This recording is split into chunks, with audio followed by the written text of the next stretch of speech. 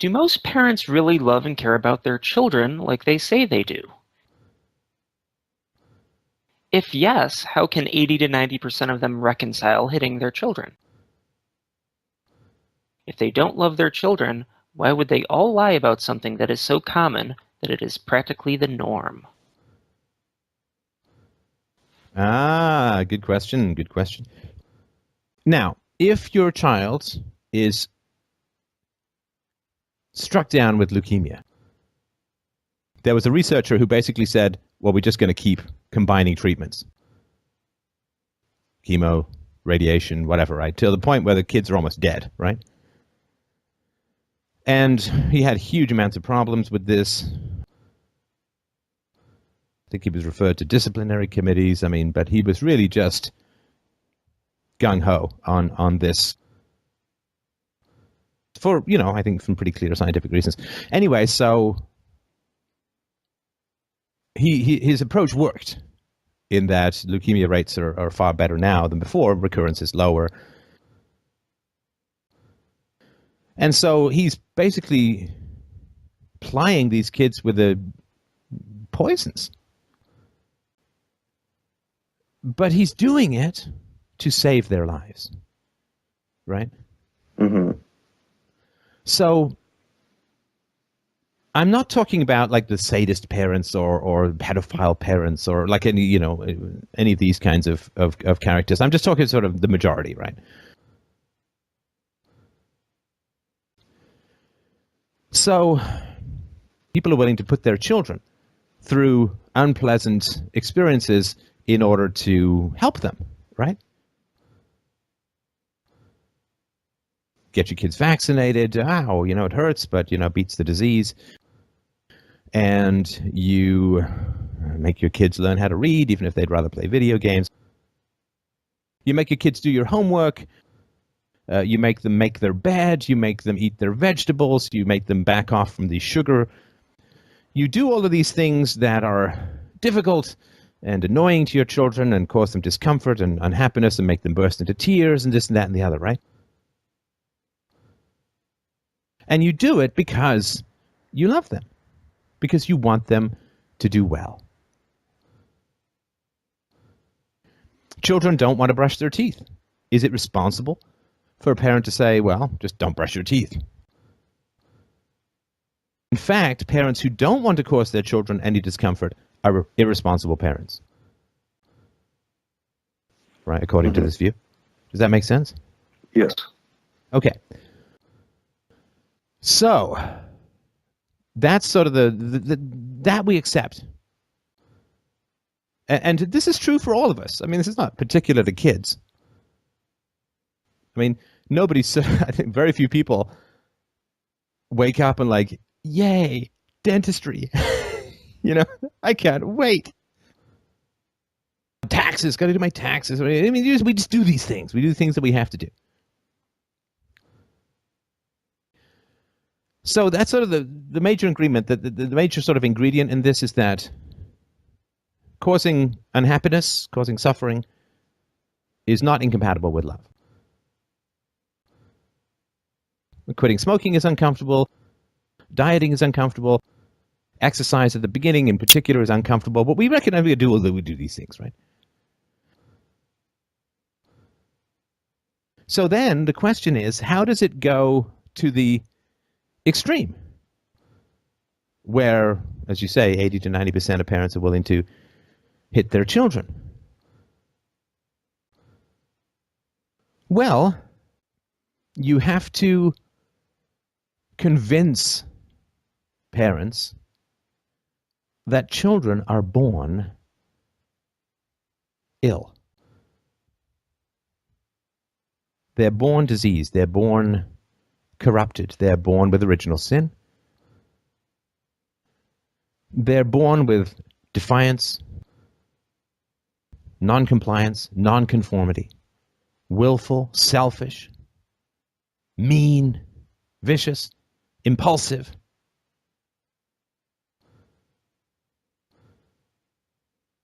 And so children are wild horses that must be broken. for their own good. In one way, one form or another. It can be secular, it can be religious. If you can get parents to believe that children are born bad and must be made to be good, must be forced into the straitjacket of virtue, must be brought to the light, kicking and screaming if need be, right? Then they will do this because they want to be good parents, right? In the same way that if your child is, if your child has a laceration that's deep and you need stitches, well, kid doesn't want to go to the emergency room, but you also don't want them with a lifelong scar and a possible infection, and why don't you take them to the emergency room? And they don't want to get the needles with the freezing stuff, and they don't want to get the stitches. They're crying and screaming, but you have to, get their medical needs taken care of, right? And children and society don't mix. Modern society, in many ways, even more so than some prior societies. So, babies are born. Do they want their moms and dads around? They do. Do a lot of moms and dads go back to work? They do. Do children like that? Do babies like that? They do not. They don't want to be in daycare. Right? They don't want to be woken up when they're sleeping.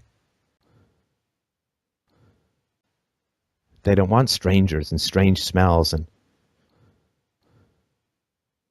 they want familiarity. They want the scent that nourished them from an egg and sperm through a fetus to a baby.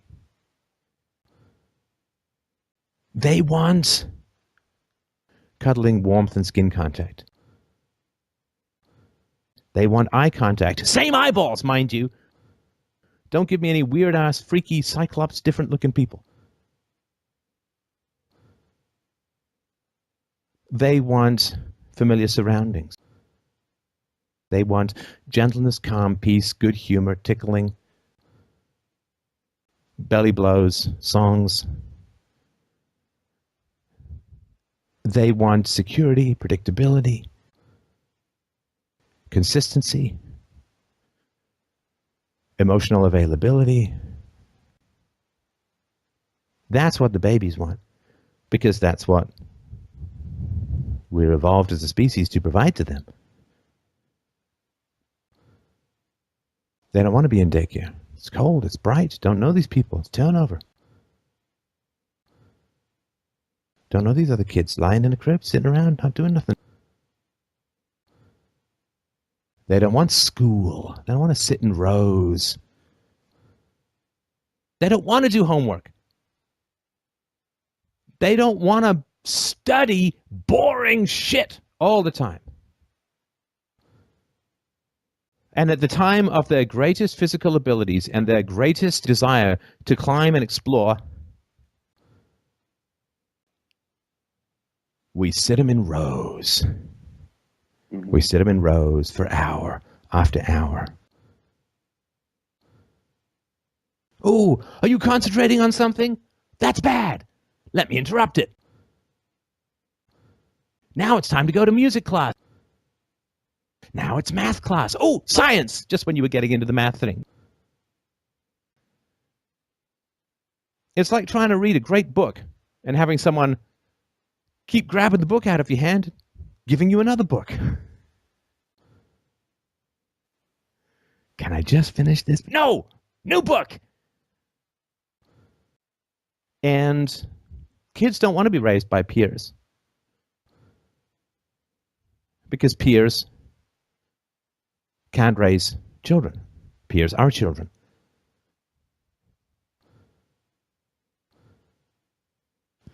Children and society do not fit and do not mix. And the original sin of the modern secular world is not fitting into the straitjacket of 19th century Prussian-based make workers and soldiers bullshit non-education.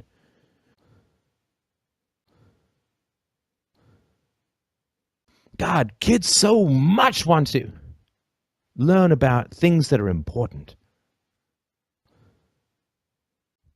things that matter.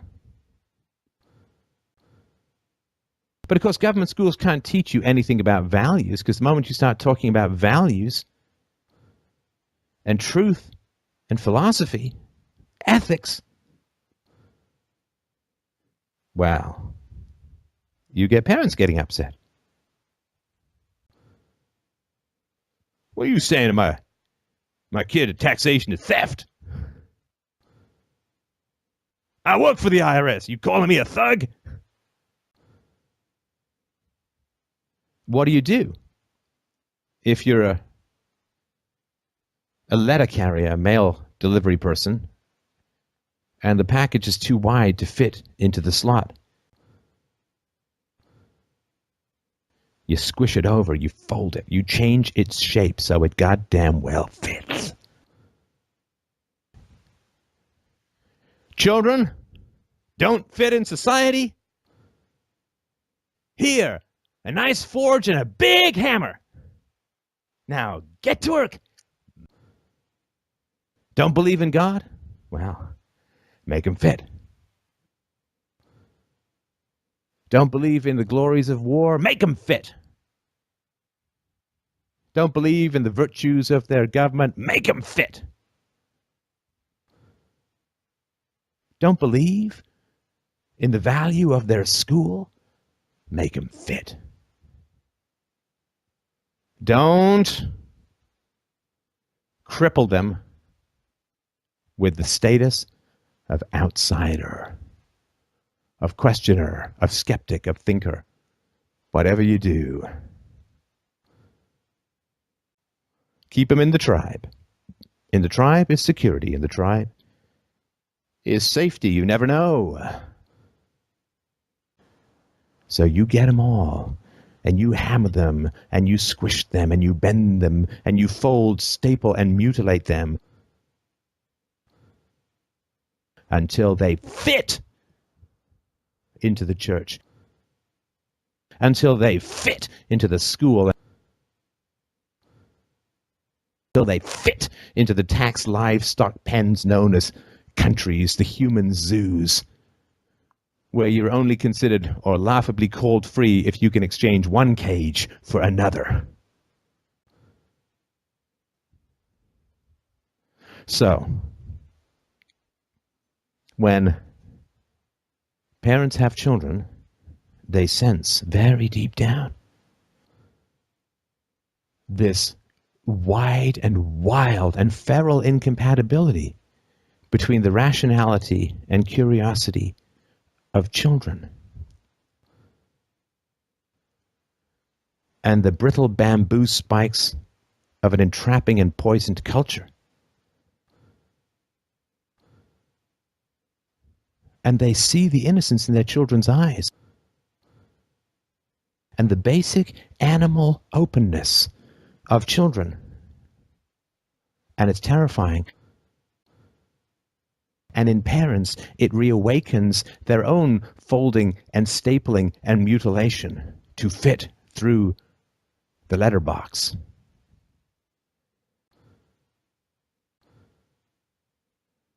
And then they have a choice. And they can say, I am not going to do unto my child what was done unto me. I will not harm my child because I was harmed. I will not fold and break my child to fit into the tiny boxes of tiny lives. Because my feet were bound, I will not bind my children's feet. Because a third of my penis was cut off, I will not cut off a third of my son's penis. I will not. And that's called breaking the cycle of violence. But it requires self-empathy. It requires that you know how much and how deeply you were hurt by being broken. Because none can enter and sustain themselves in modern society, or most societies throughout history, should they be inconveniently still equipped with a spine.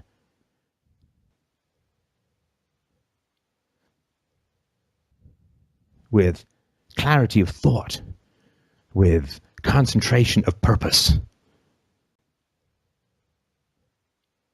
with not a woeful deficiency of integrity, with the two fists of compassion that break through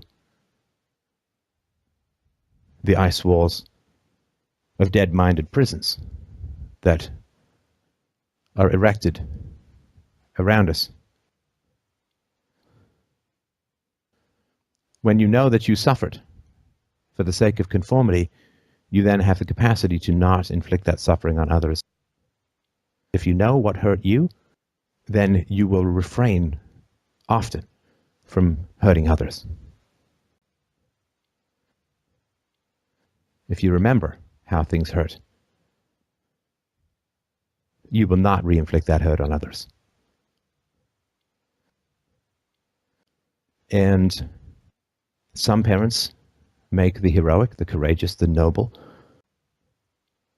the brave, the extraordinary, and the absolutely necessary choice to say, oh no, I remember. I remember how gruesome that experience was, of being folded in over myself like some rusted iron origami from hell.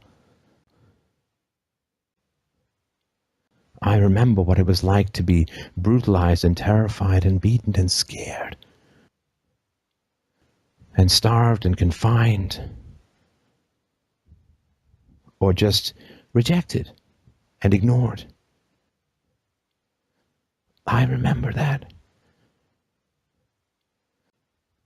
I remember what it was like to be hungry, and so I shall let none go hungry where I have power to feed. I remember what it was to be broken, and so I will break none in my vicinity.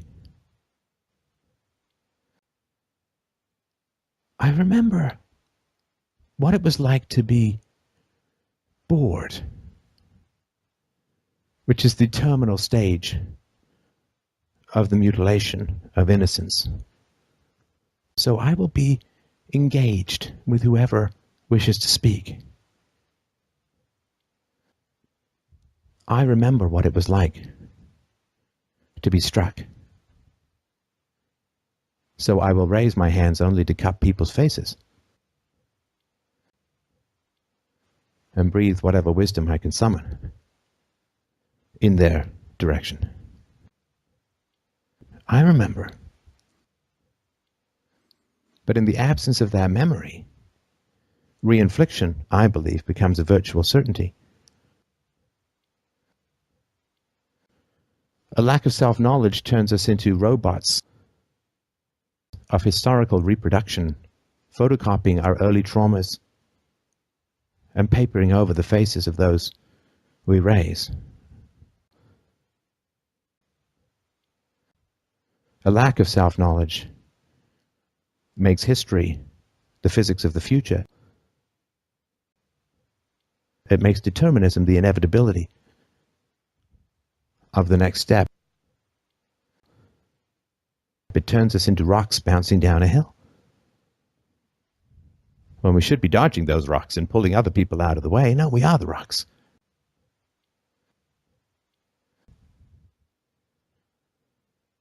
Memory is morality. If we remember pain, we will not inflict it. But if we refuse to remember our pain, or if we praise our pain as the necessary forge that hardens steel into something more perfect, well, then we do not escape the pit of hurt to the mountaintops of healing. We just reproduce, reproduce, reproduce.